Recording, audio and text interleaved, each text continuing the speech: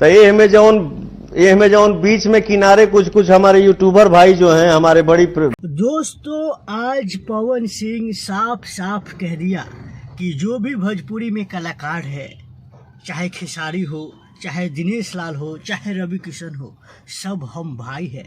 बस कुछ यूट्यूबर जैसे मगहिया जवान जैसे लोगों को जाति में बांटने का काम किया, जैसे यादव राजपूत।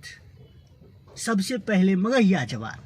पहले तो आप पवन सिंह का क्लिप जो उन्होंने न्यूज़ 18 बिहार झारखंड जो चैनल है न्यूज़ 18 इंडिया, उसमें उन्होंने इंटरव्यू में बताया कि हम खेसारी जब भी मिलते हैं तो गले लगा कर मिलते हैं। बस कुछ यूट्यूबर लोग उसे हवा बना देते हैं, और वो भी अपना पैसा कमाने के चलते। जैसे सबसे पहले उसमें मगहिया जवान का हाथ होता है। वही मगहिया जवान जो खुद का घर वाली छोड़कर सोशल मीडिया पे ज्ञान बांटता रहता है।